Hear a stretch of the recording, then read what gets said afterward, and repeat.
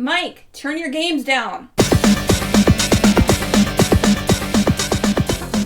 Hi, we're episode 293 of Games My Mom Found. I am Mike Albertin, and who's burnt to the ground with me tonight? Bill Tucker from A Gamer Looks at 40, and I tried to forget this game the second I finished it last week, so I have nothing fancy for the intro. Sorry, y'all.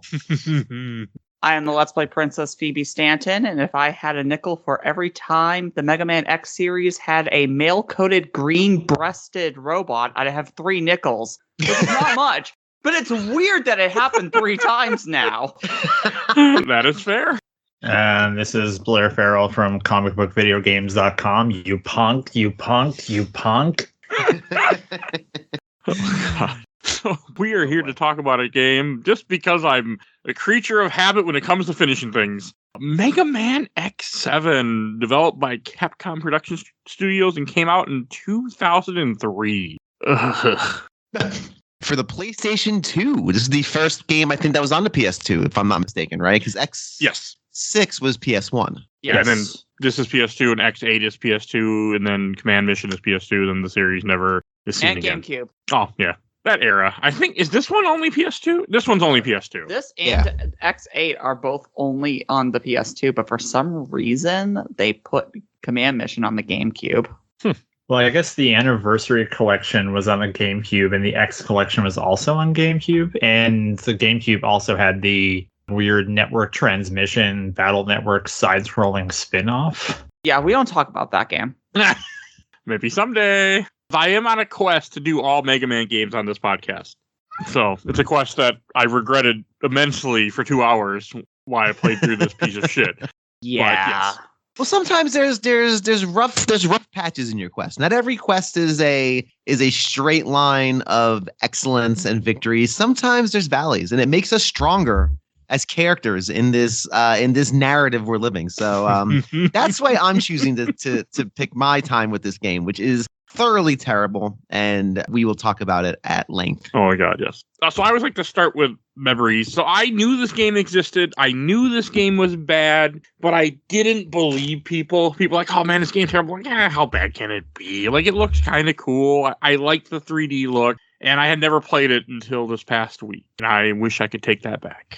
Bill. Yeah, no recollection of this game when it came out. I knew it existed. Basically the same story as Mike. I knew that it was the later X games are not well loved, and I actually thought X6 was supposed to be the worst of the series. This is by far worse than X6 by a sizable margin. Oh yeah. So that was my big surprise for this one. I thought X6 was the bottom of the barrel, but oh no, this is it. We have reached it. Yeah, this is the worst from what I've heard and understand. Phoebe. My history with this game is kind of complicated in a weird way. I've never played this game until this week, but I've played X6, X8, and Command Mission, and I even owned an Axel toy. So it's really weird that I played every other game that has him in it, and even owned a physical copy of him, but never played his origin. And like Bill said, yeah, I thought X6 was the worst, but that game is a shelf compared to this.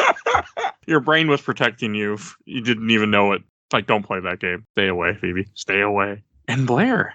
Yeah. So I posted in our chat, I found the EGM where I first saw this, which was, I think it was the summer of 2002. I guess it would have been the E3 special. And all they had were like 3 small screenshots. And it was like MegaMan X has gone 3D. And before the internet existed and was there to tell you, like, this is dumb, and a whole bunch of opinions formed about these 3 screenshots.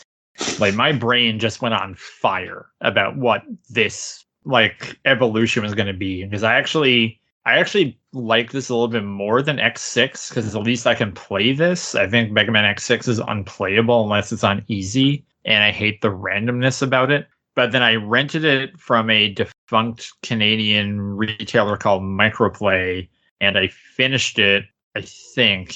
And back then, I was buying anything with a Mega Man branding on it. And I think I convinced myself that I didn't hate it, and then I got it for Christmas that year. And I tried playing it again, and I was living in the dorms here in university, which we call the residence. and a friend of mine would come into my room and just watch me play it, and it became a running joke of just one of us popping into one another's room and just doing the Flame High and Ard thing and ride Borsky and just stupid things because we both hated like the stupid voices in this dumb game. That is completely fair. Really good. You bonded. You and a friend bonded over this. Hey, something good came out of it. That's nice. We just run into one another's rooms like while drinking and just start saying, "Punk, you punk," over and over again and just like giggling like idiots. See, I heard those jokes from many people over the years. I didn't realize that they weren't exaggerating. Yeah. Oh, no. I didn't think there were 3 copies of the boss all screaming "burn to the ground" all at the same time. It's not good. It's not good. Terrible voice acting. And we're in the PS2 area. There's some good voice acting. Like, there's some, I mean, you can do it. Like, why? All I can think of is that this game was rushed so bad by corporate. That's all I can think of. Yeah, its budget is definitely low, which you can tell from I just finished watching like a 6-hour video by a guy named Sean Shanson about all the Capcom games on the PS1, and they kind of talked about, you know, the dip in quality from X4 to X5, about how X4 was all sprites and it had animated cutscenes and voices, and 5, it was recycled assets, get rid of the voices, get rid of the anime, use some 3D backgrounds, and X6, and then it sold really well. And it cost no money, and it was supposed to be the end of the series, but then they're like, let's do another one. And then that one probably did okay enough to do this one. So it's like, okay, we want to do another one. We got to bump up the quality because we're in the PS2 era with stuff like Metal Gear Solid 2 and Grand Theft Auto 3, but we don't want to spend too much money, and here's what you get. You get garbage. The best part is that this game has so many little tiny details that ruin it that you might not even notice. Like, my God, the stage select screen, the fact that when you scroll, you can only see 7 of the 8 bosses because the preview of what that stage is over one of the boss selections instead of in the center of the giant circle of bosses where it should be. My thing was the game having, like, anytime you did anything, it had to like triple check that you wanted to do that. It's like, do you want to save? Yes. Are you sure you want to save? Yes. Are you sure you want to save? God damn it, yes, I just want to save. And then they're so slow. Yeah. And the cursor always defaults to the option you don't want, as if by magic. It's always defaulting. So it's not like I can't just hammer on the button, because then it says no, and then I have to go through the painfully slow menus. This game has an inordinate amount of friction. Like, it's constantly fighting you every step of the way. And I really, when it comes to bad games, I try to really examine it. Like, okay, why is this bad? Because bad can be time and place. I could just not be in the mood for it. But this is objectively poorly made. So for me, it's fascinating to kind of look at it and say, where did this go wrong? What happened here? And this is a lot of stuff. I mean, there are some level designs. The level design in this is the worst level design of any Mega Man game I've ever played. By far. Some of them don't even have levels. They really don't even have levels, right? The big hallmark of this game, of course, was the move to some 3D, some 2D. It's funny, I was looking at the Wikipedia as we were talking, and there's a screenshot, and it says, example of Axel's gameplay, which allows the player to choose which enemy to shoot. Hang on a second. This is a Mega Man game. Of course I have the ability to choose who I shoot. It's called my brain and my eyeballs and how high I jump. I shouldn't. And I could not for the life of me. I thought it's just so restrictive to just have your character auto shoot and auto target in a Mega Man game. It's ridiculous. The game lies to you from moment one. That tutorial stage, the very first screen, hover by holding the X button. Yeah, okay. And there's a main laser, and I'm figuring, if I shoot the main laser, the other 3 turrets will turn off, right? So I shoot it, and then his hover ends. Then I fall into the other 2 lasers. That's awesome. Great. Press triangle to use his copy ability. Really, I'm pressing triangle. Nothing's happening. Do you mean hold triangle?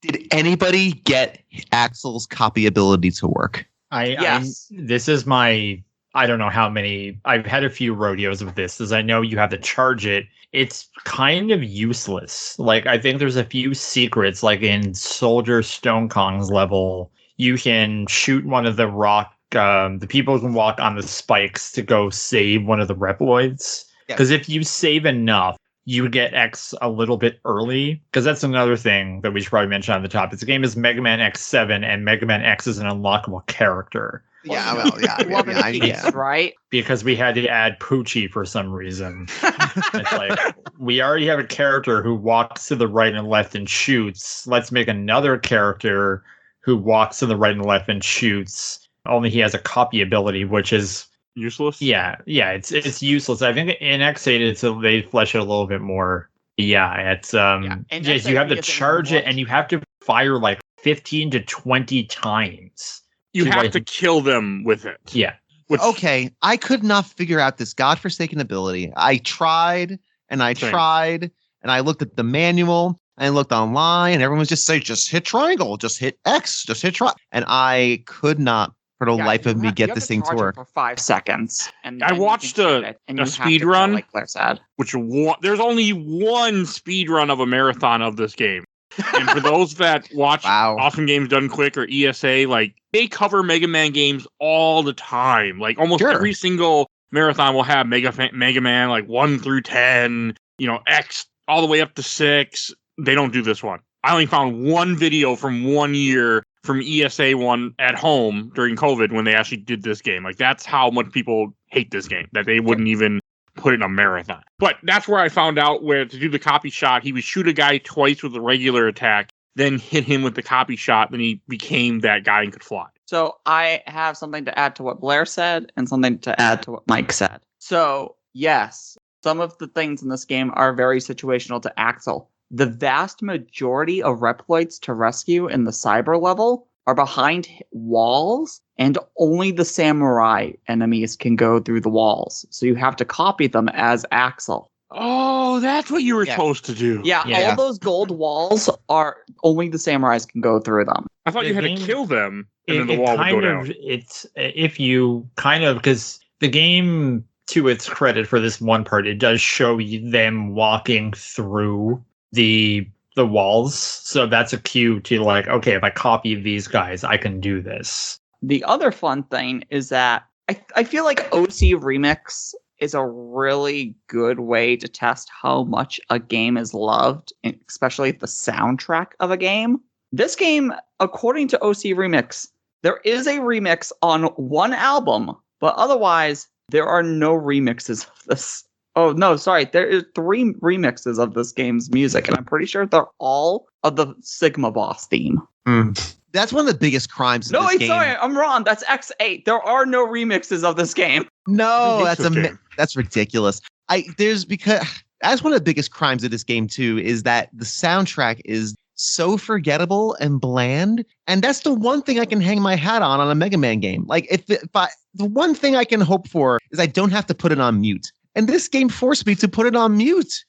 It was so frustrating. It's like Mega Man X music is usually great. No matter how bad the game is, it's usually great. Yeah. This is so average and generic and forgettable. And again, of course, all the enemies constantly yelling catchphrases at me constantly without stopping or ceasing. Triangle kick, burn to the ground. What even sucks is that I found out, so if you switch the vocal track to Japanese, it makes the cutscenes a lot more palatable to watch. If you call them that. They're just like mostly still images and some voice. But the voices are actually much better. But even if you switch the vocal track to Japanese, in the levels, it's still the English. So you still have X screaming, "Stop it," when he fires his charge shot. And, of course, the bosses and all that stuff. Whose idea was it to make X a pacifist? That's always been a thing. It's always been a thing since the first one. Yeah, but he's never screamed, "Stop it," as he's shooting. So, it wasn't an issue. No, but he's been bitching about it since X4. Yeah, even like in X5, it's like a subtle thing. Because when you pick between X and 0, it says something about how X is a B-class hunter and 0 is like an A or S. And it's because 0 is, I have to fight. That's it. It's a given, but X has always been, I'll fight because I have to, but I don't really want to. And that was like a subtle way of showing that, like, he's great, but he's holding back. And I mean, that was in MegaMan X1 because, he gets taken out by Vile and Zero's like, you're, young, I guess. Look, Wily, you did something good. But it's never been thrown in your face like this, where it's just so stupid. So I don't know. I mean, I guess I don't mind them being I don't mind that idea, like, to have it, but you can't repeat voice lines over and over again and think people are going to be okay with it, other than making fun of it. Why? And there's Yeah. Go ahead, Bill. Oh, I was gonna say it's. I think it's just because of, again, I think this game was very hastily made. Like you said, it was very low budget. It was made very quickly. And they were just trying to get a sequel out. And this is the era when Mega Man was really just very much so productized. Like, it was just, this is now just a product. We're gonna crap out just to keep the balance sheet good. We're just gonna keep the balance sheet good, keep the investors happy. It'll sell X amount of units and everyone will be happy. So let's just make this thing as cheaply and quickly as possible. And I think this just things you didn't think about. It's like, didn't think about it. It's like, sure, let's have these characters say these catchphrases over and over again during battle. Are they going to be annoying? Who knows? Who cares? This is just a product. This is just a thing that goes on the shelf that people will buy because it's Mega Man. This is a thing for Blair, young Blair, a college-age Blair, I should say. College-age Blair to just buy because the name Mega Man is on it. He'll buy it. Sure enough. There it is. So it's that, I think it's interesting, that intention. It feels very cash grabby to me. Like, it was just made without thought. Like, this is a very thoughtlessly made game, which is disappointing because Mega Man games are usually very thoughtfully made, at least even in the level design, like we said. Yeah, and that cyber level, I'm glad we started there because that was the level I was on when I went to the group chat and said, I'm done. I exclaimed, I said, this sucks. The very fact that the game forces you to change your control style, to flip control styles on you. So the idea of, in case you haven't played this game, and hopefully you haven't, you're just here to listen to people complain about it, which is fine. Please, you don't want to play it. Yeah, just listen to people complain about it. You're good. It basically takes place in a cyber world, and you're on top of these little hexagons. And like Mike said, there's these barriers that only the samurais can go through. And the idea is that you have to hit on these little portals that will flip you to the bottom of these portals. So now you're walking upside down. So instead of walking upside down and dodging enemies and dodging projectiles, of which there are a lot in this section, your control scheme flips. So now instead of pushing forward to go forward makes you go backward. And it is so frustrating. That was when I said, why am I walking in circles? Are you kidding me? And I realized I couldn't do anything because the trick is to just use Axel to get through all of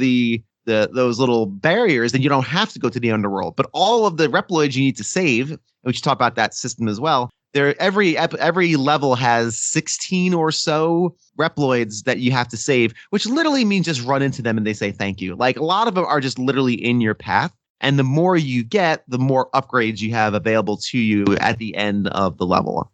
They can die with X5 or X6.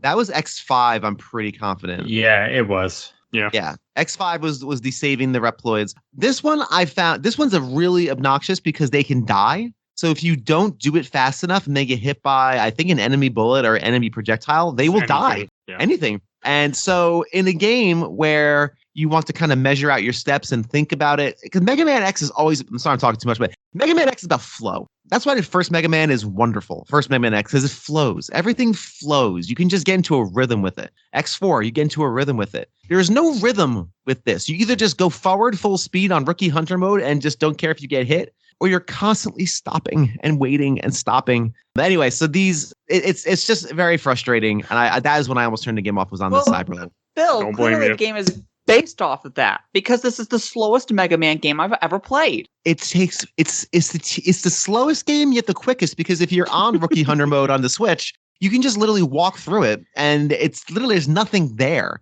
So it's almost like it's artificially slowed down to make it feel like there's more game than there is. But you're right. This is the slowest game because if you're playing it honestly, you're crawling through it. I have never gone so slowly in a motorcycle level. Motorcycle levels are designed to be fast. Yeah, to be fair, this is the easiest version of the motorcycle level. Yes, because you could just literally, you literally crawl through it like you're in New York City traffic. Like you're sitting there like on on the Belt Parkway, just kind of like, all right, okay, let me just change my lane to get this guy, change my lane to get this guy. It's ridiculous. Frustrating. Yeah, and there's no consistency to how long each level will take. Because in the older Mega Man games, you either have a single stage, or for X4, X5, and X6, you have stage 1, or part 1, part 2. Here, some of these stages have 5 different sections. Like you said, the motorcycle level, if you can do it in a single lap, it's a 30-second level before the boss. There's no consistency to the length or layout or how this game wants to work. Again, it really just shows how cheap can we make a game just because we can cash it in as Mega Man. Like, it just, you can feel that all over. So at first, I tried to play the PS2 version of this, and my God, I have not been that upset with a game in a very long time. So anyone listen to the show knows I use save states a lot. It's how I play games. I'm not great at platformers. They're not my favorite genre.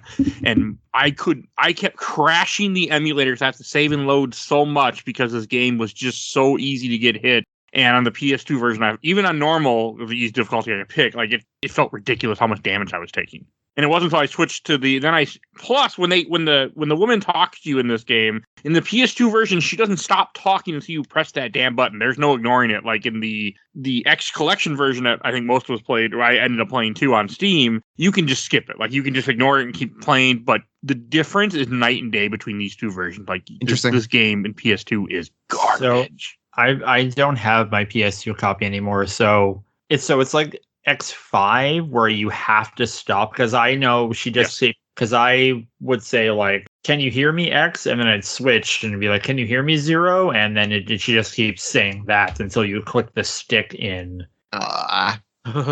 Yeah, it's bad. And I don't think you have a choice. I don't know. I only played for a little bit. Like the bosses were hard. Everything just felt ridiculous on the PS2 version. I'm like, this is impossible to play. I didn't think I was even going to be able to finish it with the amount of save scumming I was doing and then I listened to Bill and went to Rookie Hunter mode on the X Collection. I'm like, okay, this is not fun, but it's playable. At least I'll get my job done. At least I'll get my work done. It's like using ChatGPT to write a paper. It's like, it's not going to be good, but at least it'll be completed. And that's not what you want from your fun Mega Man X experience. It shouldn't feel like a chore. And this game feels like an absolute chore at every stage, at every level. It is just a slog.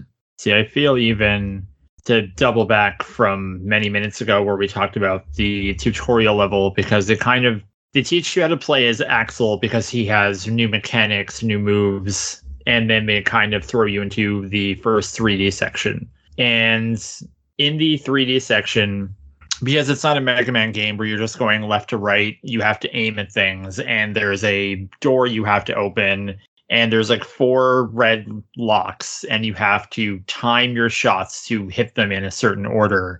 And it kind of teaches you to cycle through targets. And it's not really great. And it kind of frustrated me when I was realizing this, when I was coming back to this, is that this isn't Capcom's first rodeo doing Mega Man in 3D. It's their third go at it. Yeah. And Mega Man Legends 2 has terrific lock-on where you can kind of cycle through things really fast. And here it's a nightmare. Well, it is a nightmare. That was something that I wanted to bring up later, that this is, like you said, a Capcom game. These are the people who made Resident Evil and the Dino Crisis games. Clearly, there are 2 development teams around this time for Capcom, because what happened here? Why are the fixed cameras so god-awful in this game when all these PlayStation 1 horror games did it so well? Like, whoever developed this game must have been the same section of Capcom that worked on Dino Crisis 3, because that game is a travesty.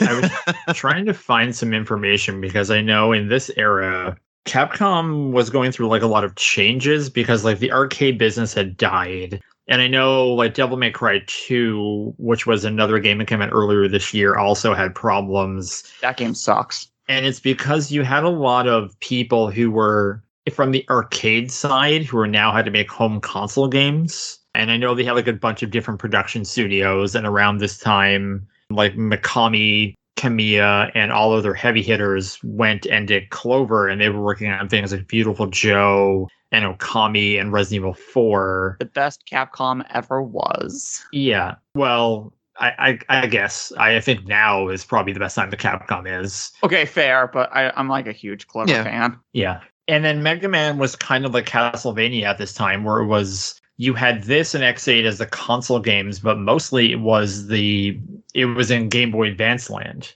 You know, Castlevania was Circle the Moon, Harmony of Dissonance, Aria of Sorrow, and Mega Man X5 was supposed to be the last one. Producer Inafune wrote the story for that, so it would segue into the Mega Man Zero series, which started a year prior in 2002. And Capcom just kept going, so then he kind of had to fix the story for that, and I guess work with Intercrates, the developer, to do that. So, the story was it didn't have a guiding light anymore. Because X5 was supposed to be, this is the end of the fight between X0 and Sigma. Something happens, Zero wakes up in the future of the future to a new war. So this is what do we do? Well, even an X6, Sigma is just this rotting husk.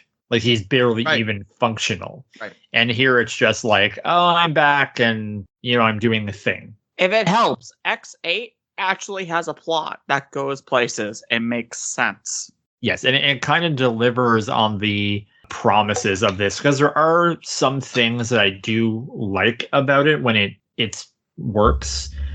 The way the tag system works is every level you have to take in 2 people. And I'll use the Soldier Stone Kong boss as the example of this, as that's the one that comes to mind. So it's kind of in a circular arena, and if you play your first go around, you only have Axel and Zero. If you go New Game Plus, you'll have access to everyone. So he kind of throws a giant boulder that goes around the arena, which Axel can't get over. So you tag out the Zero and then jump over that and then switch back to Axel and go shooting. And there's some bosses like Tornado Tunyon, which we haven't got to, who is He's an onion with a European accent at the top of a radio tower. And for the first level of the boss fight, Zero has a move where you hold the square button and he'll block and he'll run into Zero and it takes away a lot of health. But after that, Zero is kind of useless. So you switch to Axel to kind of shoot him to death. So when it works like that, I actually do like some of this. I agree. Yeah. You can tell that whether it was time, money, inexperience, any number of things, that this just wasn't working. It's sad that you have the double jump with Zero, and that's the only good reason for him to jump. This is the worst his jump slash has ever felt. Yeah.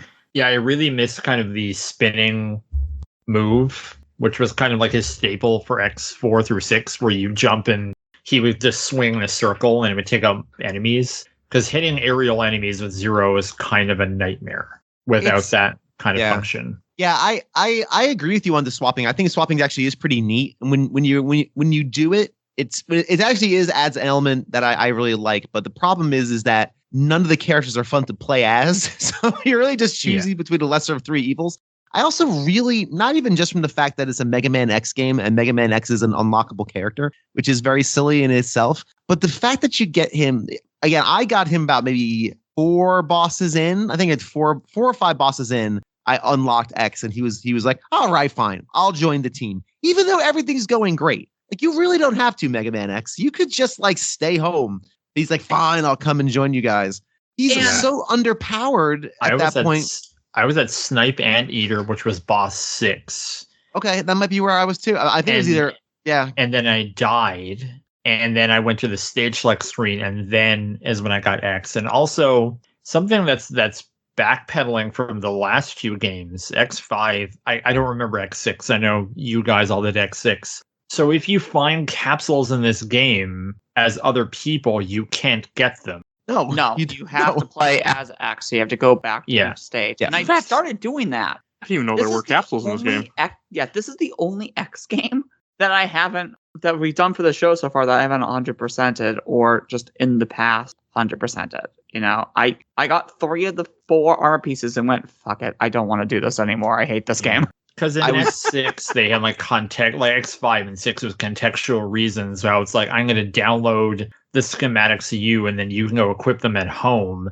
Right. And also, I think they went, because X5 and X6, it kind of, even 4, and this is something I don't know if I've ever brought up, that's like Dr. Light transitioned from I made these capsules in the past to send in the future to bury them, and they just conveniently showed up to where all the battles you're having are, to in X5, he's an artificial intelligence who's commenting on the situation. Mm-hmm. Yeah. And this, it's back to like, oh, I hope you don't need this thing.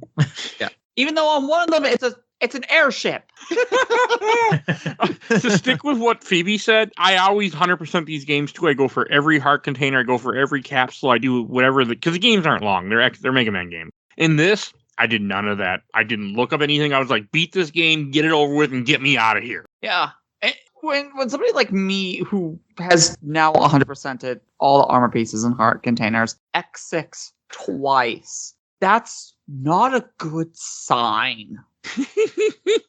I think it's harder in X6, as I remember there's the museum level. But it's more fun. Well, no, it's RNG, isn't it? Like you have to Yes, it is. come into it at a certain time, and if you don't get that roll, then you can't get the Do it armor again. pieces. Yep. I think No, it's that totally and the RNG. volcano level are both time-based. And meanwhile, you also have the level where you fight the giant turtle boss. And in that one, you already need some type of upgrade before you can even go and get that armor piece, because it's such a small corridor with spikes on every part that you have to do a standing still air dash to do it, which one of the other armor pieces boots allows you to do. And I remember the Metal Shark player level, there's like a large jump where you specifically need like a super jump in order to get it. These are just like the memories that are flashing back from 2001 playing MegaMan X6 without the internet. But I'll take Mega Man X6 over this. I really will, because the fundamental flaw of this game is and the fundamental beauty of Mega Man X games for me is always control. I've said it 100 times on all of these episodes. I love the way Mega Man X feels. It always feels great. Mega Man X feels like trash in this game, regardless of whether you're going side-scrolling or 3D. The control is listless. It feels almost unresponsive. I feel like I have no control. I'm just letting the robot letting the system choose which thing to shoot. It just feels like I'm running right, hammering a button. And yes, even though I am doing it on Rookie Hunter mode again, I know I'm doing it on the Baby Easy mode. Even when I wasn't doing it, I still felt no joy and fun in it. And that is really the shame. The fact that it's not fun to pilot one of the giant mechs, that one level where you get a giant mech, and it just makes you ride armor, and you go slower. Like, that's the thing. Like, hey, here's the thing. You get to go slower. You take more hits, of course. That's great. Sure you do, because you're really moving really slow and trudgingly. Yeah, and for some reason, yeah, sure, X4 has 2 different ride armors, but one of them is exclusive to Storm Owl's level. Why are they so big? Everything is too big. And I actually wanted to do this last week after playing X7. I wanted to look at screenshots of each Mega Man game, of Mega Man X game, and see how things have just gotten slowly chonkier and chonkier. Everything's getting bigger. And I think that's a big problem here. I think the sprites are so big that it crowds the screen, and now you have no room to maneuver, nor do the designers have the ability to make a good level, because they're making everything more detailed, more cool, more intense, and bigger. And it's like, I feel like the screen is constantly getting crowded. I mean, in the universe, conceptually, why are they getting so big? Because X4 through X6, at the very least, those ride armors, relative to how big X is, are the same size. Then I went into this game and I'm like, why am I riding a Gundam? Basically, right. It's a Gundam. It's not fun. And that's kind of the big punctuation of this. Nothing in this game is really any fun. And it's really surprising that we're talking about that in a Mega Man X game, where at least there was some joy to be found in Mega Man X6, a little bit. I did appreciate how they simplified the upgrade system. Mega Man X6's upgrade system, I think that's the one where you have like that honeycomb grid of different things. You pick up this different thing that you can upgrade this little piece of armor. It was very complex, if I remember correctly, in X6. It is, and I think you can unequip stuff and put it on other people if memory serves. I don't remember that. You're probably right. I'll trust your memory on that. I don't remember that. However, I will say, but in this game, they simplify it where basically you get these chips, depending on how many Reploids you save or literally just run into. There's that one level where I think it's the radio tower, where you're just going in a straight line. All you're doing is going in a straight line. And the whole scheme of getting the Reploids, the big challenge is just to walk into them. Because there's 4 in a row. Bloop, bloop, bloop, bloop, bloop, bloop, bloop. If they can get killed too. I know the Flame Ironheart level is the bombs go off and kill them. Because some of them have the upgrade chips and some of them don't. Right.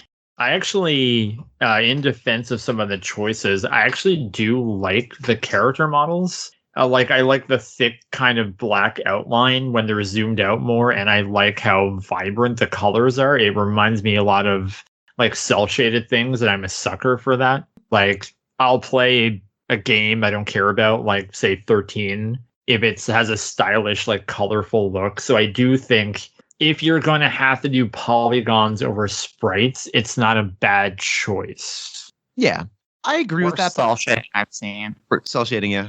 My thing with the cell shading is I think the game does look cool, like it has a good look to it. I just felt a lot of the backgrounds are very distracting, which was the same problem I had in X6, where it was so vibrant. I almost sometimes lost MegaMan or lost my character in the background because everything was just so turned up to a contrast of 10. But yeah, I can see where you're saying that it does have a cool look to it. I will say that. And I don't know, it's short. That's a bonus. That's a good thing. Yeah, it is. Models. Like Zero, oh my god, what did they do to Zero's face? Because you can actually see with the lighting in some cutscenes the divide of where the polygons are his face are, because you look where his nose should be horizontally, and like everything on his forehead and eyes is one skin tone, and then like you look at the mouth area and it's a completely different skin tone.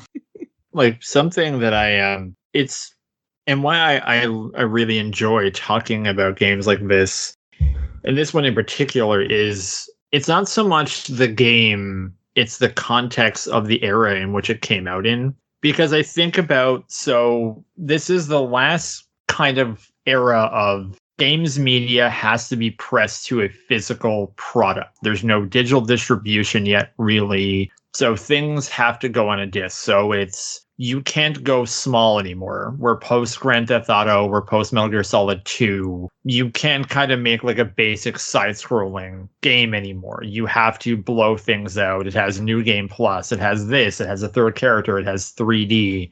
And also, like, Capcom tried to put Mega Man in 3D on the PlayStation, and it worked. And it was terrific, and history has proven that I'm right, because you watch any YouTube video, like the one even I mentioned by Sean Johnson, where everyone loves Mega Man Legends. Yeah.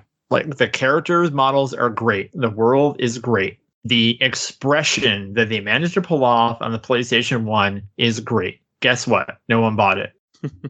Nope. The first Legends sold not well. Tron Bonne was probably a small print. Legends 2 came out the same year as the PlayStation 2, Dreamcast in year 2, countless games. I can't even think of how many came out in the year 2000. Final Fantasy 9, Majora's Mask, like the PlayStation 2, Dreamcast had things like Skies of Arcadia and a bunch of great fighters. No one bought it. So it's okay, well, this series is now dead. Like, I honestly had friends who said, this game is stupid. Mega Man doesn't have a helmet on the cover. Where are the 8 bosses? As if those were the things that defined Mega Man.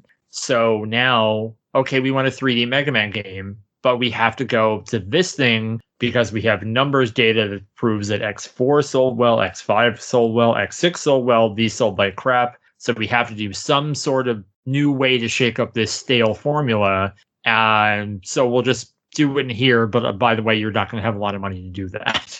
I think that context is really interesting. That actually makes a lot of sense, because there were also games that were doing this style of 3D shooting before. Like isn't Jet Force Gemini one of those? Or yeah, that game has terrible controls. That's why I wanted to bring it up. I've never played it. I never tried it, and I'm curious: is it just emblematic of the time that games that try to do this sort of 3D control, and again, I'm focusing on the 3D because that was the new innovation, that was the new hotness.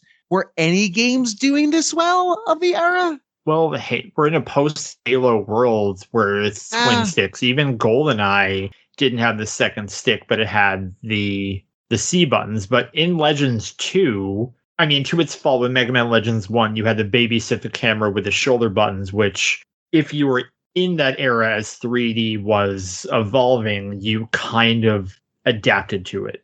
I can see someone playing it now who might hate it. But now with Legends 2, you can manipulate the camera with a second analog stick, and in this, you don't even use it. You still have to babysit the camera with the shoulder buttons, and that's even when you're allowed to, because a lot of the times you can't. Yeah, this is a Mega That Man was driving game. me nuts. Yeah. This is a classic style Mega Man game that doesn't have the shoulder buttons being used for weapon select.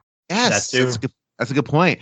I was struggling with the camera so much because I kept getting shot by enemies off screen, which is never fun. That is the worst feeling, to take a hit. There's so many places in this game where you just have to take a hit. There's no choice. There's no ability. Even if you know it's coming, you got to take a hit. And I'm thinking, like, where are the buttons to move the camera? So I checked the manual, and it's like, yeah, use the shoulder buttons to move the camera. And it wouldn't work in certain stages. It wouldn't work. It wouldn't let me do it. And then finally it worked randomly on one stage. I'm like, oh, so certain stages you can move the camera up, but certain ones you can't. Come on now, y'all. Come on now, game. Come on now, developers. Need to ask. This game does not have any sort of button for weapon selection. Did anybody else have Zero just randomly switch to a completely different weapon? Because I'd be walking and suddenly he has his spear weapon. And I'm like, where did this come from? No, yeah, I never had that problem. Neither did I. I tried, again, in these games, I really try to stick with shooting. I don't really like playing as Zero. I feel like I'm always taking unnecessary damage, and especially in this game, but again, I just like shooting more than I like the slashing. It's just my personal taste. So I didn't really spend a lot of time with Zero unless I had to. Because the game was really specifically saying it made sense. Okay, now I got to switch to Zero and do a thing. But Zero's my boy. I had to.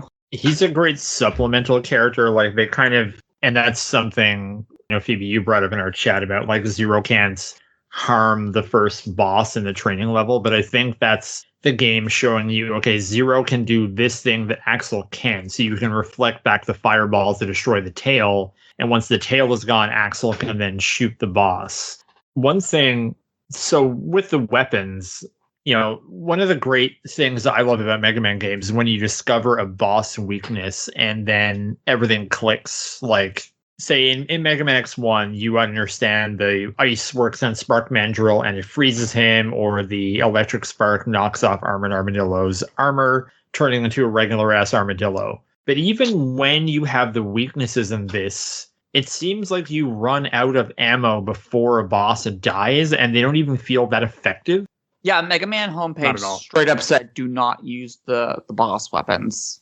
I had to use some of them, like, so for Splash Warfly, Zero, if you kind of do like the dash and tornado, you can kind of get him into a loop where he'll do that and he'll jump in the water and come out. And with Flame Hyenard, I found it easier because the boss arena, there's a hyena mech in the background. If you jump up on that, I kind of used the spear to skewer him as he was running around in circles screaming. But like, Snipe Anteater was one of the frustrating ones because you have a wheel weapon that rolls, but he's on a tube, and he can go to the bottom of the tube, and when he's down there, you have no way to hit him.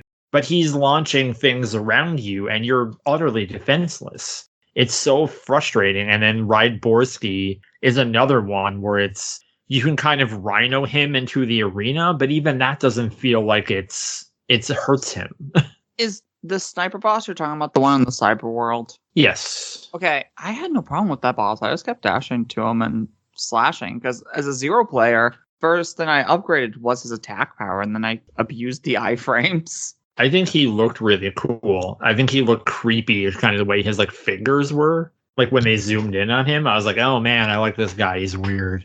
Yeah, I'm glad you guys actually played it honestly, because I played it where I literally could stand in one spot with Zero and just swing my sword like a maniac and win. Same. So that I'm so glad two people on this show actually went through the torture trying to play this game as designed, because Mike and I, we there's no way. I mean, I don't know, Bill. I think putting it on rookie hunter mode, iframing and standing inside of a boss while doing combos is not the best way to play this game. And Or I maybe think it is, because this game is such shit. my thing is that like I did play, like I don't have I had some memory of where things were, like I had to look up some things because I think I got all the armor. The armor isn't great in this, but this isn't my first go around because the way this and even X8 are, which is frustrating, is that in your first playthrough you're grossly underpowered because they expect you to play again, which you really won't want to. Yeah, good luck. When you play again, you have X from the start and you keep all of your upgrades. So you just keep upgrading yourself so you're even more powerful. But you don't really need that if you've already gone through it. That's just Like it's bad kind of design. pointless. Because I know part of it, like to 100% this game, you have to beat it 3 times. Ugh. If you, yeah, I know. Yeah, to get everything, to get everybody powered up, you need to beat the game 3 times to 100% it in a speedrun. That's if you do it perfectly, because some of these Reploids can die. Right, and that's the biggest problem. That is so frustrating that you were saying, Phoebe, how you like to 100% these games. I think everyone said that. You can't, because you can't go back and rescue the dead Reploid. He's dead. You can't go back and get him?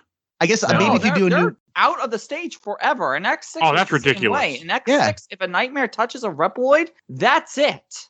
Okay, that is ridiculous. I didn't realize that because I didn't, like, normally I replay levels in every Mega Man X game we do for the show because I'm always trying to get stuff. Where this, I'm just like, get me, like I said, get me out of here. Like, I didn't realize that because I didn't try. 'Cause I just hated this game so much. There was no way I was going to go back to the levels with X. And then when I had X available, he's super underpowered. I've already put my chips into Zero and Axel. So I was like, well, why would I use X? He's now here. Great. I'm just going to stick with the characters I've upgraded so far, because why would I bother? Going back to X6, that game you can also rank up. You have a hunter ranking. In that game, it actually does something. It allows you to unlock more chips because, like you said, Bill, there's that hexagonal chart, and that's where all of your equipment goes. And if you're, say, an A rank X, you can equip 2 X specific things and 4 or 5 common green ones.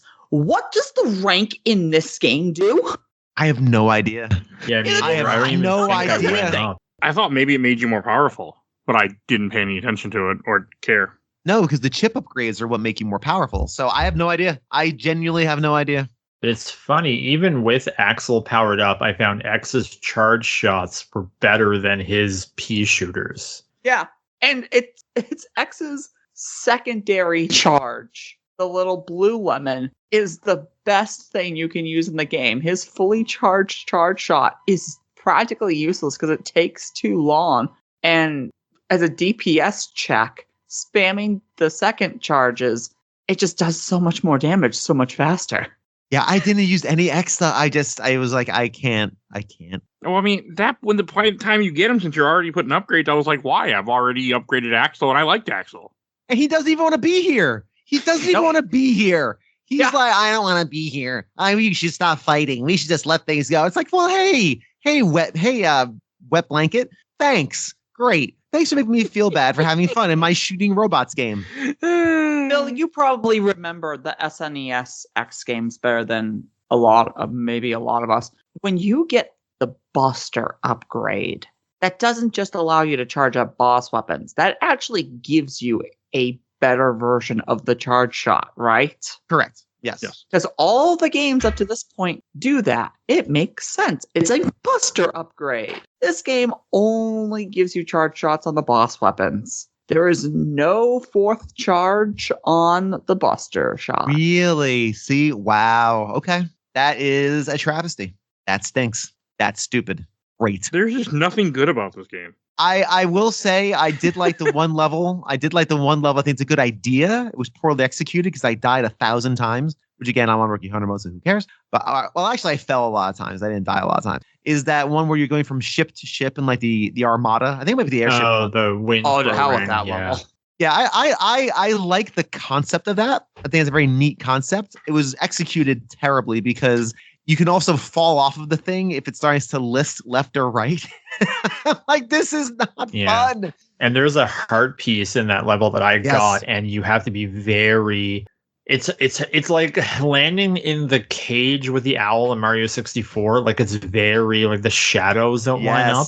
Yes. And the ship's already going down, so it might eat your jump input. Yeah, and the checkpoints in this game, like if you die, you have to do a lot over, like, and unless you get to like the second part. I know, I guess, to get into like the Sigma levels, like the first level is, I'll just call it the Crash Bandicoot level, because you're running from the camera from this thing, and I was just singing the Crash Bandicoot music the entire time.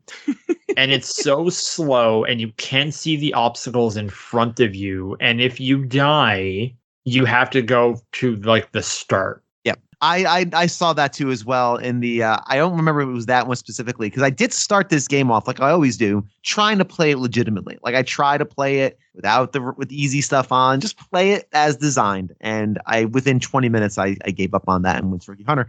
But I did notice that the checkpoints are ridiculous. Like, they send you all the way back, a lot of repetition. And the first level I tried was the one with that ride armor, and that one takes you back to the beginning almost every time, unless you get to that second stairs. So I was just slogging my way through with the ride armor just over and over again. It wasn't good. And this game doesn't give you any health pickups. No, oh my god! Oh yeah, they're very super. Yeah. I don't know what they look like. I beat this game. I saw one naturally, and I was at half health. Tried to pick it up, nothing. It wouldn't pick it up. Yeah, that's wild. The X helmet upgrade, I think, pulls them towards you, which is one thing I will say about the Crash Bandicoot level is right before the boss, but you have to like push against the far wall. There's a spare one up and something that charges your health. So I will give it that, because that boss is like kind of frustrating. You called it the Crash Bandicoot. Yeah, you're not wrong. Times. I mean, you're just running down the screen. There's a part in Resident Evil. The only time I saw a natural health item. There's a time in Resident Evil 2 remake where there's a Crash Bandicoot part. And I think there is there are health items in the boss rush. I think they do give you a health item. Yes. Oh my god. In the boss rush. Right. I think that might be literally the first time I actually saw what they look like. I couldn't tell you what they look like. This is a Mega Man game where I'm constantly taking damage that I didn't ask for because the enemies are shooting me off screen, and you don't give me anything. Nothing. That was my other issue. They fill up your sub tanks even when you're not at full health, which is helpful. Right. They know the game is bad. In this game? There's 4. There's a weapon one, 2 health ones, and an EX tank that will give you 4 lives when you die. Never saw any of these. I think they were on the sub menu. I don't remember picking them up. I think they're just there. One of them is in Soldier Stone Kong. You have to do like a double jump with 0. I know there's one in, it might be Ride Borsky's level, because I went through that really slow because I was trying to collect all the people and then get the health upgrades. I can't remember where the other 2 are. I think there might be one in Vanishing Gungaroo. I think now that I'm remembering it, I remember picking up items in the world and not getting any feedback as to what they were. Because my little companion on the radio is a chatty Cathy when it's nonsense and it's something I don't. Alia, yeah. She's a chatty Cathy when it's like, X, we found an energy signature. Yes, I know. Walk to the right. It's Mega Man. I know. This is not complex. This is not Super Metroid where you need to guide me around. I know. Walk to the right. I got it. Got it. Oh, wow. Got it, girl. You're going to build X8 where each individual Maverick Hunter has their own person. Yeah. God, okay. And they tell you different things, too. That's the fun part about X8 is that one of them will be like, hey, X. So here's the strategy for the boss. Yeah, one of them's good for items, one of them's good for like bosses, and one of them's like super wet for 0 2, if I'm not mistaken. Yeah, Blair, she's great. I'm gonna stick with that one then. Because I had the internet for the other stuff. So anyway, she was a chatty Cathy until it was like, I don't know, here's an item I got, and I have no idea what it was. It's like this. She's just completely mum on the situation. She could have just piped up and said, hey, it looks like you just found a weapon sub-tank. Go to your up, and do up. Nope, nothing. Okay, I don't know what that was, but I'm on Rookie Hunter mode, so I don't care. I don't know who else amongst this chat has watched like the Aaron Hansen sequelitis videos. Yeah. Okay. Like for those who don't know, it's Ego Raptor, one of the 2 people from Game Grumps, and he did a video. It was about sequelitis, and it was kind of about how MegaMan X1 has level design that teaches you how to do everything without ever picking up a manual and how great it is, and how later on it's just someone saying like, Megaman, use the shoot button to shoot. And it's like, I know how to do this. Shut your mouth! And now like every Zelda game post Ocarina of Time has to have a big section where it's like, use the Z button to like target people. It's like, I know how to Z target people. Well, it's interesting you say that because my son is he's 8 and he's playing Breath of the Wild for the first time and pretty ambitious for Breath of the Wild. He actually got off he just yesterday got off the Great Plateau. He got his paraglider. Now the whole game is basically opened up to him to a certain extent. It's really handy for him to have like the button controls there, like hit X to do this thing, constantly reminding him because he doesn't remember. I guarantee your 8-year-old son will get farther in that game than I did. It's just funny you mentioned that because that is modern gaming, right? We're constantly reminding you what the button controls are because they're so complex. It actually is helpful for an 8-year-old, but I always say you should give me the opportunity to turn it off or at least understand I've learned the game at this point. I'm doing this I'm doing this with proficiency where you don't need to remind me. That's, I think, the sweet spot of that. Because I can see my son throughout the entire game needing to be reminded, oh yeah, use this button to do this thing. And I'm glad they learned that lesson after X5, because in X5, they would constantly slow you down, even when you replayed levels to have these like alien dialogues. But in X6, they gave you the option, like, you can listen if you want, if you hit the select button, or you can just ignore it, which I'm glad that was the one lesson that I liked over X6 over 5. Yeah. Gosh, this game. We should probably talk about the end then, because this game, I think, has the most anticlimactic final. It's just basically 2 levels where you take on. It was a lot shorter than I expected. Yeah, it's just literally 2 long levels, longish. There's one part, and I think this might be in these last levels, where there's the giant boulders that are slowly rolling down the hill. And the advanced strat to avoid these is just to stand in the ditch and wait for it to slowly roll over you and wait. And the game, hold duck to hold down to duck. And I had this moment where I'm sitting there playing and I'm just waiting for this big dumb boulder to roll over me. And I had this moment of contemplation where I was like, this is a Mega Man game. And I'm sitting here waiting for a big dumb boulder to slowly inch its way down an incline and not hit me. This is what I'm doing. This is Mega Man, y'all. And that was kind of like this crystallization of how I don't like this game. And I'm like, this is why this stinks, because none of this is fun. None of this is exciting. I just want this to end. It's like the steamroller in Austin Powers. Really? Or like the Zamboni in Deadpool, where it's like, I'm going to kill you in like 5 minutes when I get over there. Yeah, exactly. You just wait there. You just wait. Don't hit duck. Make sure you use jump at the second in a right. Yeah, And just thrilling Raiders of the Lost Ark would be if Indiana Jones is like, oh, let's sit here and wait for this rock for like 20 minutes. It's really something out of a comedy sketch where it would like a Monty Python sketch or something. It's terrible. Blair, there's a movie for you called UHF. You know, I saw when I was a kid, and it's one of those movies that, like, I remember parts, and I really have to watch it again because I have a feeling I will absolutely love it more as an adult. You absolutely would. Yeah.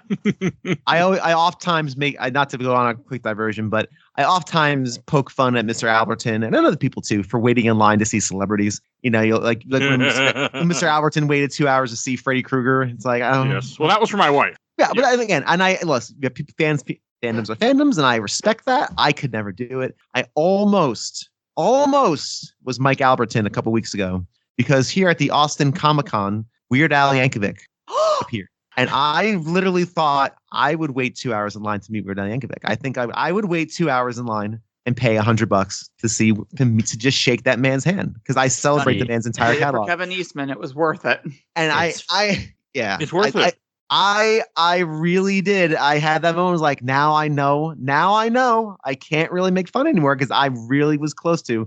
Turns out I did not because it was a rough weekend. But anyway, regardless, it was still. I almost said, "Ooh, I think I need to go get there early, get VIP tickets, and wait in line for 2 hours to meet Weird Al. I think I need to do that." Waiting in line for 2 hours is so. I mean, this is in the context that last Thursday I had to pay $800 to fix my stupid car. I've been contemplating damn near bankrupting myself for expensive play tickets to go see Victor Lucas, and that's mine because he's going to be in Toronto in Ontario, but it's really expensive to get there from where I live, and that's my vice. It's Yeah, like, the electric playground, you gotta do it. Yeah, well, and like a little secret that you don't make a lot of money as a Canadian public servant. I'll just leave it at that. I can believe that, unfortunately. I don't think you do a lot in here either, so. That's yeah, Blair, don't worry. We live in America. Even if you're middle class, you're poor. But at least you can all drive landlocked places and trains. Like, I'm on an island. Everything's expensive to get out of here. Sucks. Yeah, I wouldn't want to live on an island. But to comment to what Bill had said, because fuck MegaMan. I actually am contemplating. I'm probably not going to do this because I don't want to wait for 2-3 hours. Hayden Christensen is coming to a convention near me that I'm going to anyway, but it's only on Saturday, and I'm like, yeah, this is going to be fucking ridiculous. And the tickets will probably be $225 for him to sign my Funko Pop with no selfie, and I'm just like, I don't think I'm going to do it. But I'm tempted. That's way too much money for, I don't know. Hayden Christensen could come over my place. I'd clean my house for him. I'd like make sure things were away and make sure like all the cat hair. Because my cat is this cat. She's just ballooning fur off her body. It's like Pigpen from the Snoopy cartoons, where it's just like God, because she's a big poofy fluffy Maine Coon cat, and so she's just shedding like crazy. I'd clean up the cat hair for Hayden Christensen. I wouldn't pay to do that. Yeah, that's not a white whale for me. Yeah, I don't think I'm gonna do it. Now, Mark Hamill, my ass would be fucking there. No question. Yeah, me too. I mean, just for the Joker, I don't even care about Luke Skywalker. It would just be just Joker stuff. I still got time to figure out if I actually want to do it or not. But it's just like part of me does. But I mean, I waited about 2 hours to meet Ashley Eckstein, the voice of Ahsoka. I paid about $200. I got a selfie with her. I got my cool Funko Pop signed. But to me, that was worth it. But then again, I was just there anyway that day. And my wife went and roamed around the convention after I was done looking at everything I wanted to see anyway and got my signature. I don't think I can do it for him because it's going to be insane. And it's only one day. Real quick, the most I've ever spent to meet a celebrity was I spent $150 to meet Trent Reznor and the entire band. It was a meet and greet before one of their shows, but it was also for charity. So like the money went towards a charity, and I spent with me and my girlfriend at the time. So we spent $300 to meet Trent Reznor. He signed the thing, and I actually gave everybody like a little bit of time, like in the line, like as you went through the lines to get stuff signed by the band. He gave you a good 10-15 seconds of like, hey, thanks for coming, appreciate your support. Like he actually it wasn't just like this like robotic zoo. But it was also, we got to see sound check and we got to go early. We had really good seats. Like it was a whole package thing, and all the money went to a charity. So I kind of mentally wrote it off on that. It's like, all right, well, that's worth it. At least this is going to a good cause. There was more involved with it. But we're recording this on the 10th of August, and let's just put an over-under on this. Who thinks that the music in Tron 3 will be the best thing about Tron 3? Oh my God, absolutely. Totally. Yeah. I don't even know how, because supposedly the plot leaked a year or so ago, and it was supposed to be about a program coming to our world. So it's like Reverse Tron, and Jared Leto's the main character. That's what happened. How is he going to method act that?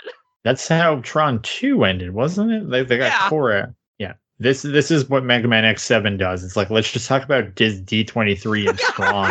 What in the hell did you do? There's a Tron level for the Blue Bomber, and instead we're talking about fucking Star Wars. Because the game is terrible. Yeah.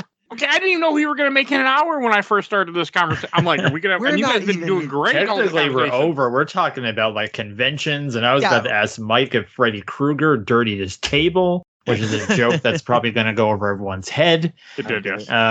He's really nice though. Robert Englund's super nice. So Ashley Eckstein was unbelievably nice to meet. We aren't just waiting for 2 hours to talk to introduce ourselves to somebody. We're talking about waiting 2 hours.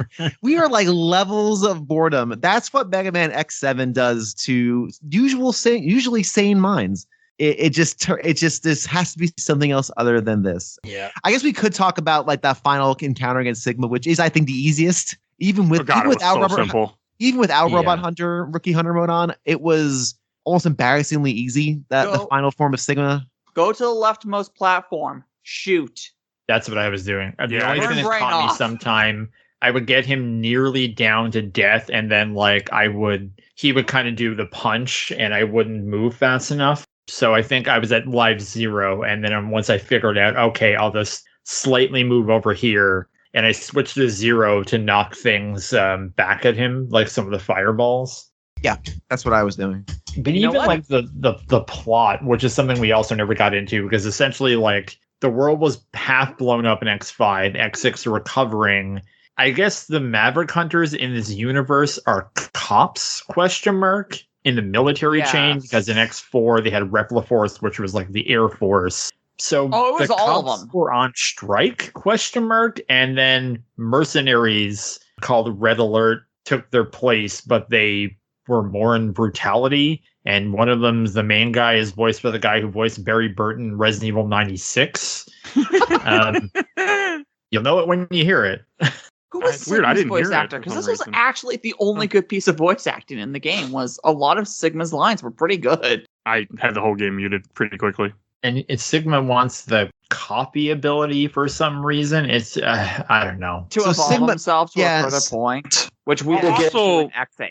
The whole reason you're fighting everybody is because of, I guess, It's a that it's contest? a duel for Axel's servitude, essentially. He wants to leave the what do they call Red Alert? So they challenge everyone to a duel or something. I guess that's like the dumb story. Yeah, it's literally like, yeah, let's see who the best Maverick Hunter is. The ones who are actively doing it right now and making money off of it, or the recalcitrant blue guy who's old and doesn't want to do this crap anymore and just wants to sit and watch Wheel of Fortune on TV. He doesn't want to do this because he doesn't like fighting.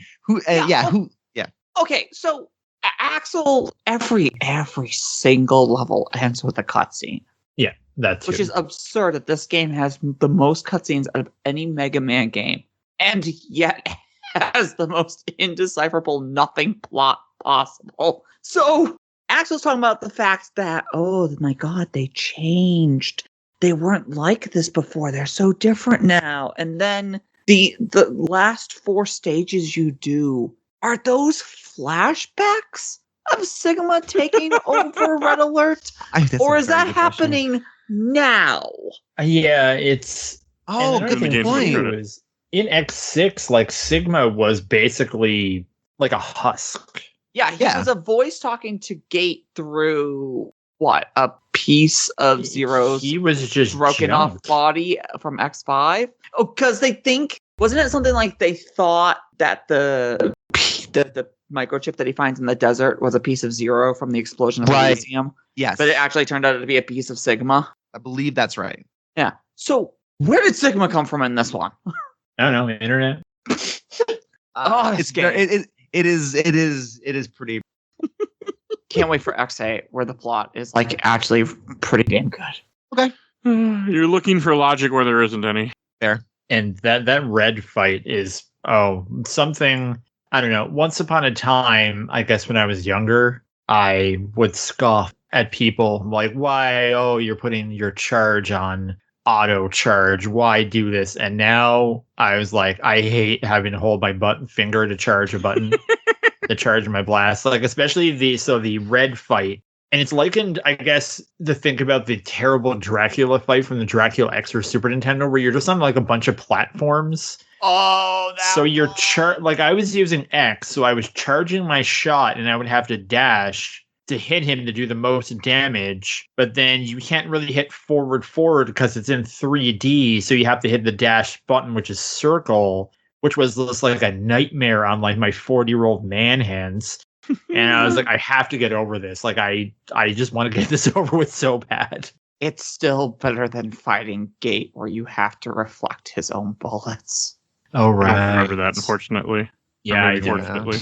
So one quick thing I do want to say is that when I first saw this game, I was excited for the fact that it was in 3D. I was like, because I enjoy bad games, and I was like, I don't mind. Me too. And, oh my god, I have never hated a game more on this podcast for being a bad game, for like controlling bad. Never. That's impressive. I played a lot of games for this podcast. Never once have I felt like this. That is a fucking impressive feat, video game. Impressive. It is easily the worst Mega Man game. That means we're past it. We did it, guys. Yay! Now we just have to play the second worst. I heard good things about X8. Oh, I mean network transmission at some point. Oh, that. Oh, yeah. I'm Mike, if you ever do those Battle Network games, I'm out. I can't. No, that's fine. I mean, it will happen. I'm almost done with the regular Mega Man series. We're doing 11 later on this year. Then I got Mega Man and Bass to go back to some point, and then X8 is not on the schedule for this year, so maybe next year. I don't know. I tried to do one of the Battle Network games in the collection, and I did those when I was a teenager and I only owned one game, which was Mega Man Battle Network, and I tried to do the collection last year, and I was like, I don't know how I ever did this. You had a lot of time? Yep.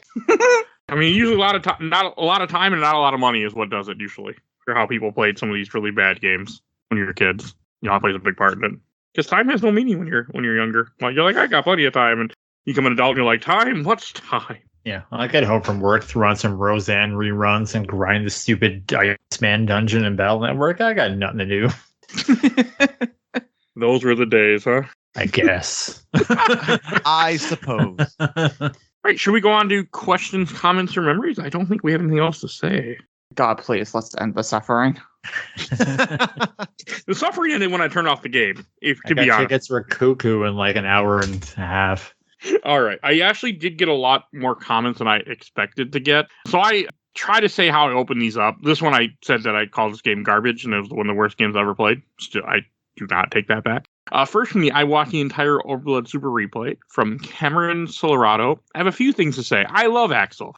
The voice isn't the best in this game, but I love him. Fun fact, his voice actor voiced Musashi in Musashi Samurai Legend. Also, burn, burn, burn, burn to the ground. Burn, burn, burn, burn to the ground. Burn, burn, burn to the ground.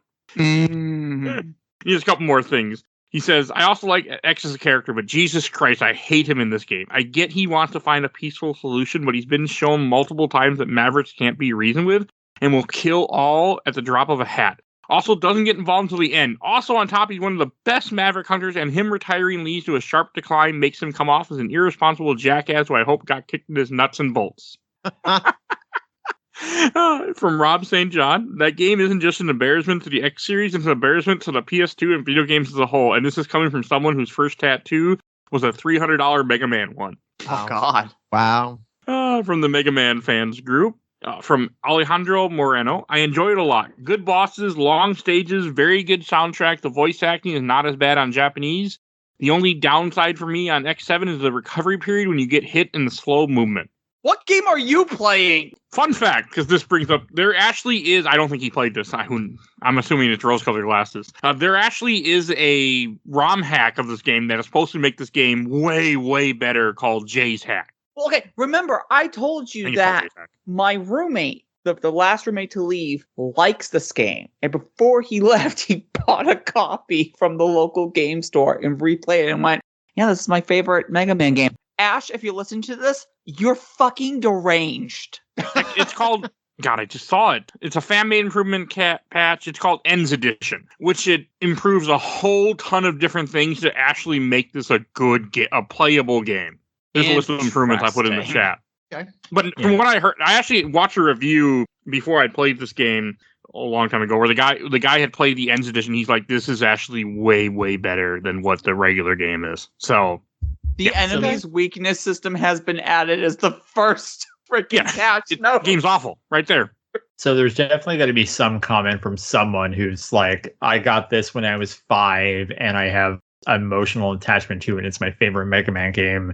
And I will never rob that person of having those thoughts. Never. No, yeah. Listen, if you play this as a kid, I could totally see a kid playing this. Maybe you've never played a Mega Man game before, got it for Christmas from grandma. I would love to do a Tales from the Bargain Bin with somebody who loves this game.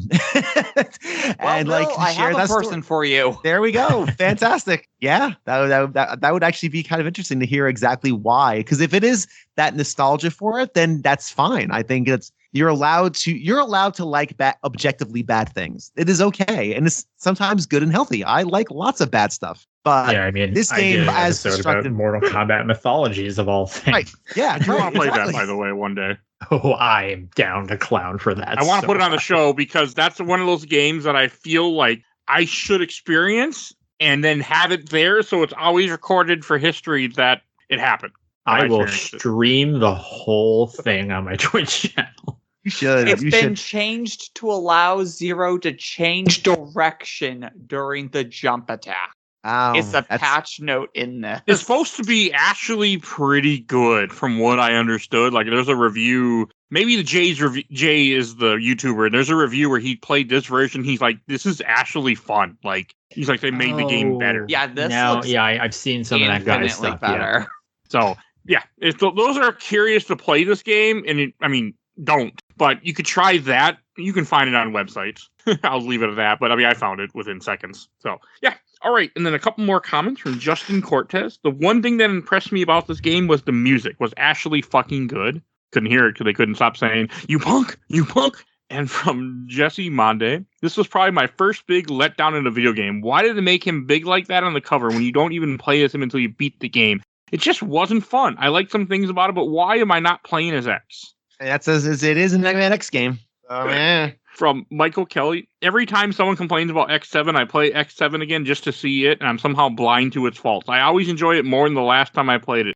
Someday it's going to shift to a 10 out of 10 in my rankings, and a lot of people who caused that shift are going to be really mad that it happened. I don't care.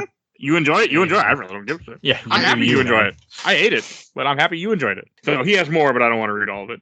So, but hey, yeah, actually, you know what? That's the last comment I have, so I will actually read more of it, because the other group, nobody commented. I thought people hate this game, too. Okay, so back to Michael Kelly. So he said, if I didn't feel abundantly clear that the issue with X7 is simply that it's different, and most of the issues levied against it apply to at least one other game in the series, as is beyond that, some of which are highly praised. The idea that X7 voice acting is bad and X4 somehow isn't just as bad or worse will always baffle me. Maybe I'm just contrarian on this one because my main reason for enjoying X7 are because it doesn't play like an X game.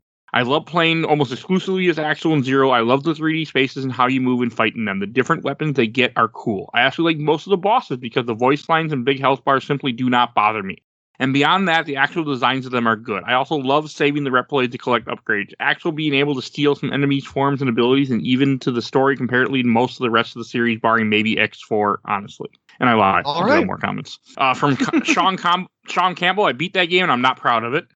Nobody is. From Dustin Hornbeck, it felt really bad when I first played it. I can't play it, honestly. I've beaten the game once just to say I did, but otherwise zero replay value in it for me. Fair. From Mitch Neal, personally as a huge Mega Man fan myself, right from the beginning, I played and beat all of them. X7, X8 did fall short of what I expected from the franchise, but I enjoyed the game for what it was. From Ross Westney, it became a guilty pleasure. New Game Plus really changed some things. I couldn't even get myself to try it, and nor will I ever. From Wesley Morgan, if this game has abysmal difficulty, then I hate to hear how you feel about X6. Well, you can. It's on this podcast. I'll even send you the link in the comment to your comment. Let's see. I think I'm going to read just a couple more. From Brian McDonald, I actually like this one. It's not great, but I don't think it's terrible either. Good soundtrack plus X is very overpowered. And from Dixon, yep, the only installment I didn't finish, and I'm not sad about it. Fair enough. I got a bunch more. Wow, I can't believe how many people actually thank you guys. I don't want to read anymore, though. But actually, I'll read this one. From Mick Norton, this game is a chore the entire time. It is very hard to take a 2D franchise and make it true 3D. Everything about this game was underwhelming. Story and script, voice acting, music, mechanics, enemy variety, and strategy, level design, challenge, everything. Honestly, it's the worst of the X series. Even though the voice acting, story, and script were pretty consistent garbage from X4 to 6, at least the gameplay and mechanics were, for the most part, fun and enjoyable. Some people did like this game. There are some people in this group that have good things to say. Oh, here's one. From Ivan Summer. We've been reading the same comments on this game for 2 decades in a row. Now, even the people who don't know Mega Man at all know it's bad. That's enough, dude. Let's leave the poor game alone. It isn't its fault. So. It's a thing I think you'll find going forward with this show is that we're further away from NES nostalgia now. And now the 20-somethings of the world and early 30s, like the PS2 was their first console. Like even retro game stores, like Wii is the big thing now. Because people are probably like, I got a Wii when I was 4, and now I'm 18, and now like I just want to play all these Wii games in the same way that, you know, in 2003 when this came out, I was like, I want to play Turtles in Time again because that's my childhood. So you're going to find like more people going forward who are going to like look at things that we would look at as bad, but they're gonna, have kinder things to say. That's completely fair. All right. Before we go to Shelf Stacker Box, I want to give away a code. Unfortunately, I have no idea what the Steam code is, so it's a mystery game because when I cropped the picture, I cropped out the name of the title. So it has Enhanced Edition, so it could be Baldur's Gate 1. I don't know what it is, but here's your surprise Steam code. It is 0R7V6H7W5QJQGAV. That is your Steam code for I have no idea what. So, mystery game. Mystery Steam code. I did that twice, by the way. I have one other one where I'm like, I don't know what this is, because apparently when I was taking pictures, I cropped out the name of the title. So, yeah. But I won't do that again now that I know that I did it. But yeah, I did it one other time. I'm like, I was going through my Steam codes that I give away, and I'm like, oh, I don't know what game this is. Oop, there's someone gets a mystery Steam code. Congratulations to whoever grabs that. Hooray. All right, let's go to Shelf Stacker Box. And Blair, why don't you lead us in? When this game came out, I was buying everything with Mega Man on it. It was part of my identity. Before the world blew up, I was the Mega Man guy, my small corner of the world. So I didn't like it then, but I was apologetic and I kept trying and trying. And then I don't even have my original copy anymore. I got rid of it. I played it again on the Legacy Collection, and then I did it for this again. And now, unless something like this comes up again, this is in my rearview mirror. I never want to see this again.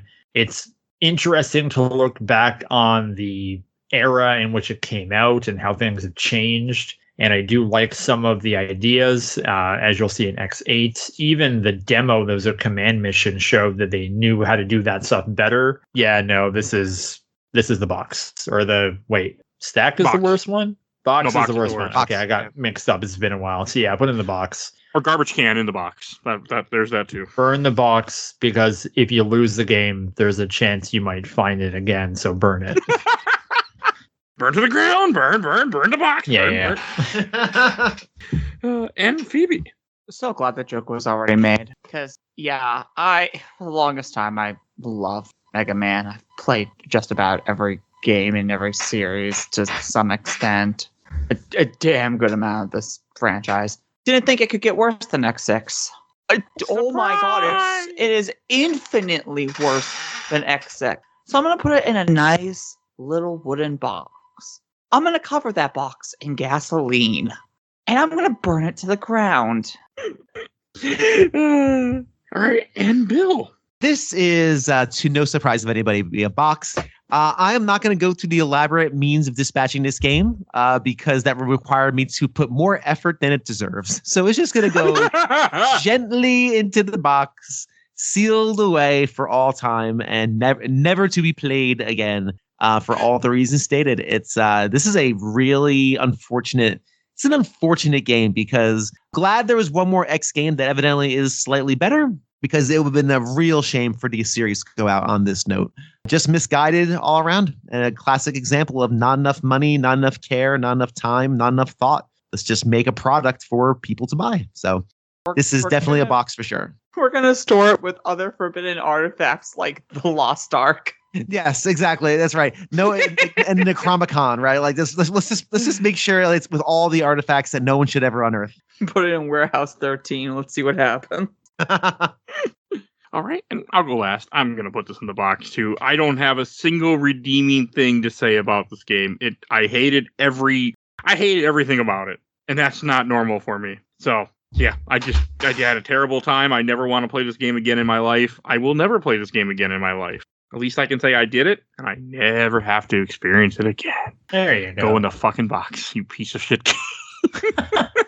That's how you know I hate a game. Like, I normally have never liked this.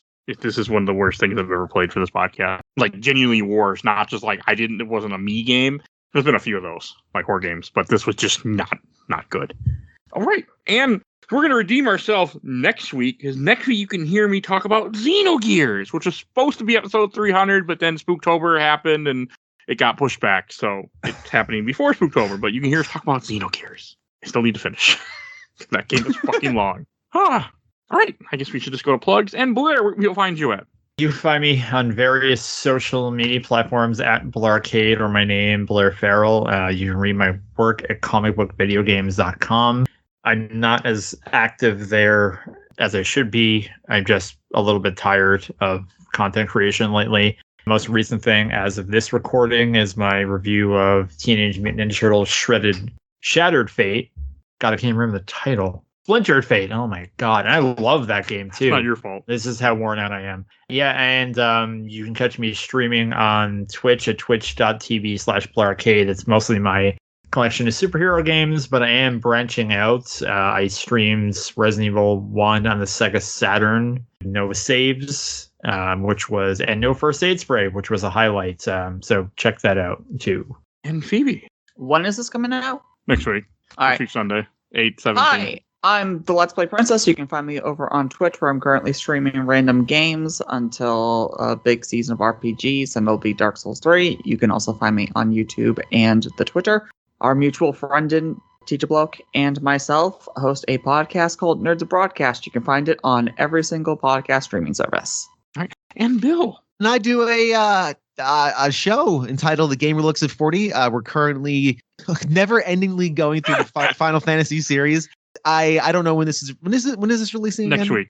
Next week. Okay, so by next week, we're still gonna be talking about Final Fantasy 6, y'all. I Yay! don't know. Still. It's the best! It is, but how long can you talk about it? Forever! Accurate. Evidently for 8 episodes, because that's how it works out. And because, and I'm going to state it here, I don't like releasing episodes that are longer than 90 to 100 minutes, because I don't want people's stories to get lost like an hour, 2.5 of a 4-hour show. So I do break them up intentionally so everybody gets equal time and a fair shot to get their story heard. So that is why these things take so long, because I do try to keep them to 90 minutes. So anyway, if you like Final Fantasy 6, and oh boy, there's lots of it, go check out A Gamer Looks at 40. A bunch of people talking about games they love and why they love them. All right. And if you enjoyed this episode, there's over 650 other episodes of this podcast. You can find everything we've done for MegaMan. Will be in the show notes. So if you want to hear more MegaMan, it's there for you. Do you? I don't think so. But if you want to hear the rest of it after you listen to us, bitch, it is there for you. So check out our giant catalog of that. We do movies, comics, TV shows. You never know what the hell is going to happen on the show, because I don't even know what's going to happen on the show. So definitely go check out our giant catalog. If you want to support the show, we do a Patreon. For Littlest Dog, you vote in our Patreon poll. You will see a link in the show notes to that. So definitely go support the show. We also have a Discord. Please join our Discord. It's free. And we're always happy to have new people join us and chat with us. So you will see a link in the show notes for that too. And please, and while you're shout out to my awesome intro outro courtesy of Helena at Hell Has Free. You can follow her on TikTok, Twitch, and Instagram. And please follow us on Facebook, Instagram, Twitter, Thread, Blue Sky, TikTok, YouTube, audio only, but we can be found all those things, and rate and review us wherever you get your podcast. I think that's everything I need to say. So we will see you guys all next time. Bye, everybody. Burn to the ground! Burn to the ground! Later.